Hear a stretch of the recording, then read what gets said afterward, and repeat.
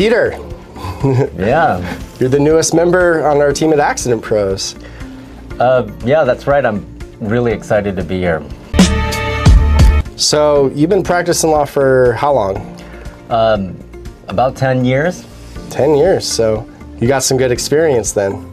Yeah, yeah. I got a lot of experience. You did? You have 10 years. That's something. Yep, 10 years.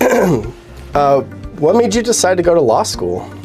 I guess it was watching all of those lawyer movies growing up, like A Few Good Men, A Time to Kill. I just wanted to be cool like those guys. You thought they were cool?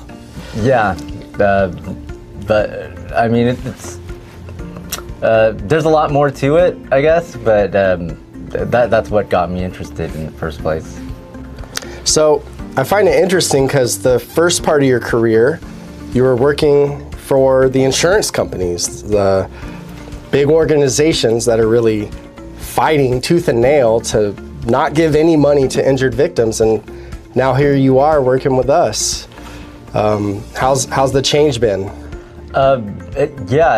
It's definitely more rewarding. I always felt a little bit dirty working for the insurance companies and representing, big companies trying to protect themselves, and while they're just screwing over regular people like me. And I'd always feel really guilty about that. That's a hard thing to admit. I mean, but you're here now.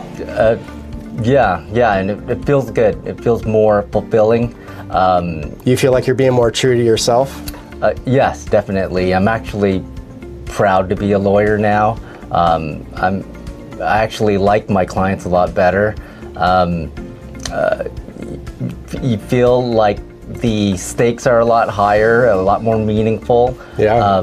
You're trying to, instead of just trying to help a company protect its bottom line, you're trying to help victims that have been, they've had a huge part of themselves taken away due to the accident. The truth is they're not able to work anymore.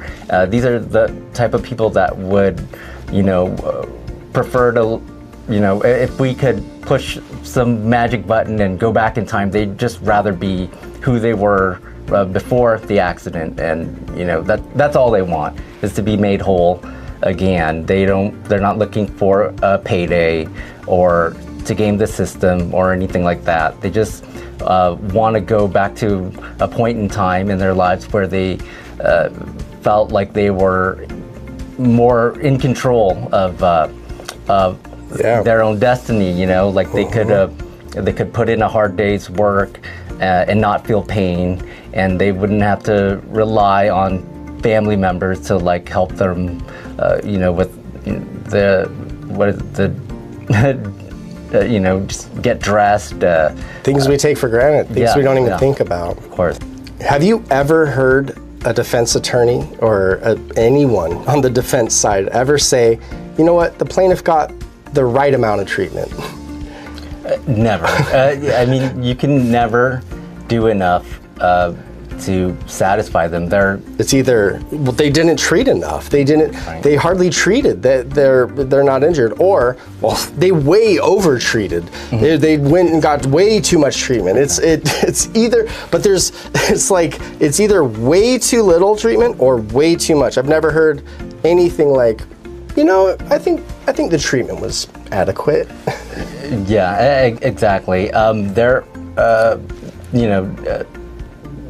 Insurance companies are always looking for a way to deflect the blame back onto the victim.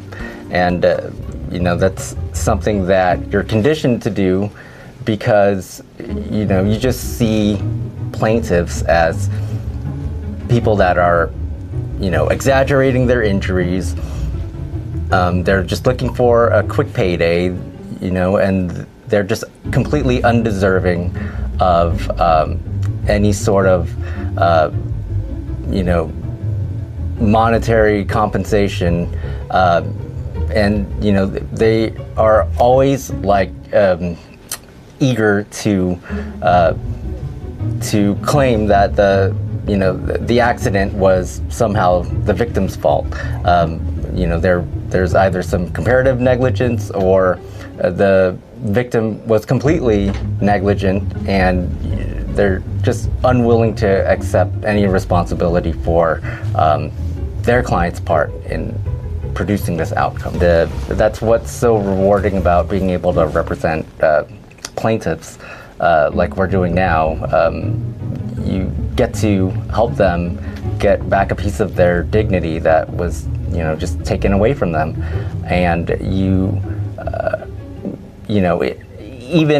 seems like even if the verdict doesn't come back and she doesn't win some huge award, it feels like she is finally able to make them take some accountability, like, hey, you guys messed up, and as a result of that, look at me, look at what I've been reduced to. And there's a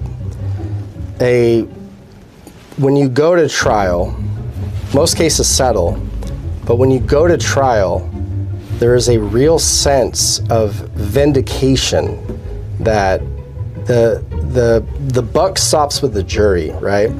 So these guys have to sit and squirm in their seats and actually hear everything they've done and everything they've been denying, because it's easy just to say, well, she should have done this and that didn't happen, be on the phone and just deny. But the beauty of the system that we have is you get 12 members of the community that are sitting there and watching, and it's the ultimate process of accountability.